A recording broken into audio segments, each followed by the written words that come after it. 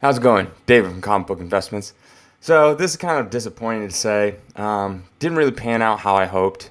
This is basically how I kind of blew $40,000 on on a potential like kind of investment kind of thing. I don't know if many of you have been to our website, collectorscomics.com, but we've been working on that thing for about 3 years.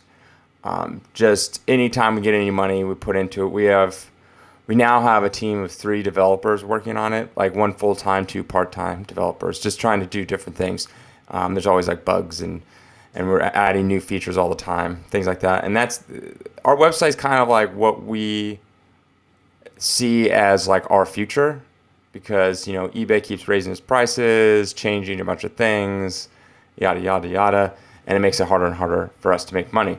So we've been working on this website for a long, long time.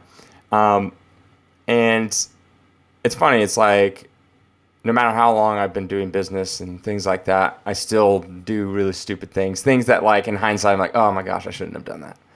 So one of the things that we decided to do, which we thought was cool, we still think is a good idea, is I don't know if any of you are familiar with the GPA analysis or Go Collect. Basically, it shows real-time prices, right? Things that sold, I think they're update within like 48 hours or something like that if something sells. Pretty quick updating. And it just shows real prices of things I've sold in that grade, CGC and Go Collect has CBCS. What I always hated was going to eBay or a different comic website or something like that, and I have to jump around between pages. Like, okay, so say there's a Spider-Man 129, first Punisher, 8.0, right? Well, I have to go to Go Collect or GPA analysis and kind of look through and see the data and find it out and then go back to the page and stuff like that. Not a big deal, but kind of like an inconvenience. And so what I wanted to do was when you come to our page and you click on a product, let's say we have a Spider-Man 129, because that pretty much everyone uses this anyways. You can go to the Spider-Man 129, and it'll have the picture and the information and all that stuff like that. But like below that, we'll have basically real sales data, of that book. And probably will highlight that grade range. So if it's 8.0, it'd highlight the 8.0. You could also see above it and below it, and you could scroll through and see the rest of the grades if you want to look at a 2.0. But it'd say it right there, right? No more going to Go Collect, logging in, typing in the book, looking for it, or going to the GPA analysis, scrolling through and finding it. It's just right on the page, right there. And that's what we want to do. We first reached out to Go Collect and GPA. They did not want to work with us. So I was like, well, if they don't want to work with us, then I guess we will have to do it ourselves. So what we decided to do was we hired a developer to basically, we're going to start off with, because we needed a ton of data. And we figured if we had like 2 years of data, then that is enough for people to have value in it. So we had to start now. So we started basically collecting data from eBay, and we had a developer build this, coding thing where it would find the data of all the stuff that ended that day for CGC graded books, and it would collect the data. Then he had to build a way for that data to be inputted, and then we hired a data processor person to basically take that data, make sure it's all lined up. We saved like the pictures of everything and all the data, and then he also built a way for it to verify. We built like an image recognition software, so it would look at the image of the CGC book, and then it would take the serial number, verify it with CGC to make sure it's the right book. So if it's like a Spider-Man 129, it would take a picture, like the image recognition software would take a look at the serial number, verify it with CGC to make sure it is a Spider-Man 129, 8.0 or whatever it is, and then it'd be verified. Most of that was all done through AI, right?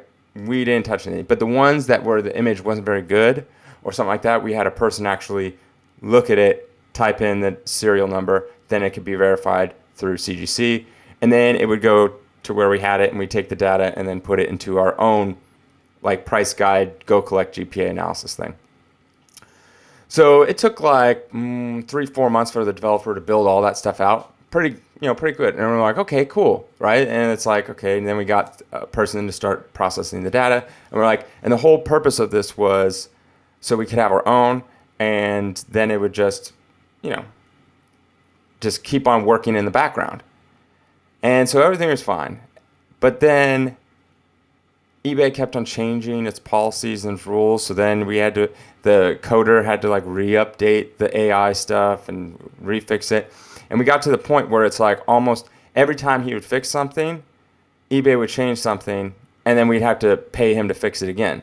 So instead of this taking this like 3-4 months to start up and then it just works in the back end and we don't really have to do anything, we started having to basically pay him almost every month just to make sure it kept on working, because all of a sudden the data would start coming in. So then we had to have him go and check it out, all this kind of stuff. It was a big pain. And finally, this week we decided to call it quits because it just kept on costing too much and all this kind of stuff. We ended up spending almost $40,000 in total, and now we basically have nothing. It was a huge undertaking that we thought was simple in the beginning, and it turned out to be a lot harder than we thought. And we really didn't know going in how hard it was going to be. And that just like really kind of sucked. I mean, we did get out some things that we could still use in our website, like image recognition software, which we're going to take. So you can just pretty much upload a picture of your CGC book and it'll fill in all the data for you. You don't have to do anything else. That, since it's already built, all we have to do is integrate it. So we can still keep that. But majority of the stuff was just kind of a waste. And our developer was looking into GoCollect, and they have like millions and millions of dollars in funding. And I think they closed their Series D round, is what he said, which is basically when you raise money, it's just their fourth time raising money. So they are much bigger than we are, and it was just a massive undertaking. I reached out to both of them afterwards, seeing if there's some partnership. No, nothing. So it's something that we really wanted to have, and I guess we just can't at this stage. Doesn't mean that we can't come back to it way later, but it's just costing us too much, taking up too much time, when that time could have been spent doing something else that actually was more beneficial, working on the mobile side, maybe even building an app for our website. All that kind of stuff, but we just wasted it was like 9 months or 10 months of paying this guy, and yeah, it was just massive waste, it seems like. And so it kind of sucks. And I guess like the lesson to be learned is, we should have done more research and figured out why GoCollect and GPA are going which ways they're going, and we tried to see if we could, undercut them type of thing, but it just didn't pan out. It was going to cost too much money, and we should have done some more research and thinking like, okay, why are they raising all this money? Well, they obviously need all this money because it costs a lot of money to do what they do, and we thought we could work around that, but it just ended up not. It was just costing too much. So yeah, that kind of sucks. It definitely hurts, especially the time wasted. It's the money, yeah, that sucks. But the time wasted is something you can't get back. You can always make more money. But that just puts us like a year further up behind in our goals that we could have, really used that developer to work on other things. So yeah, all in all, it's like 40 grand pretty much gone. We got a few things we could use out of it. But yeah, it was, we're always trying to think of new ways to make our website better.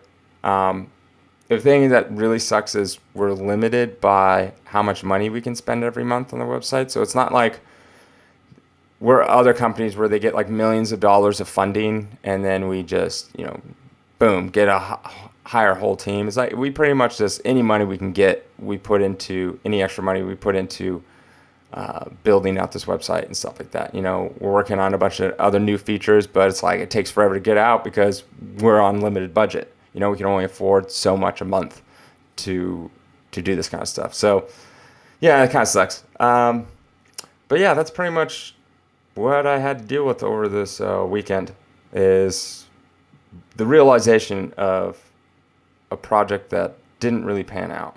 And trust me, I've had lots of projects like similar to this that like didn't really pan out. And yeah, I just wish, it was just even though I kind of knew, is just we were really ambitious and we thought this was good, which it is. It's just, I think if we would have done more research and pushed our ambition away to, be like the best, we maybe would have had a more clear mind to see that this is something that's going to be a massive undertaking. And at this stage that we're at, we don't have the resources to facilitate that. And I wish we would have known that. Hindsight is 2020. But yeah. Well, that's just a quick little video of kind of like what's going on with, me and my website and stuff like that. As always, link to the website, collectorscomics.com. If you like this kind of stuff, please subscribe. All right, thanks.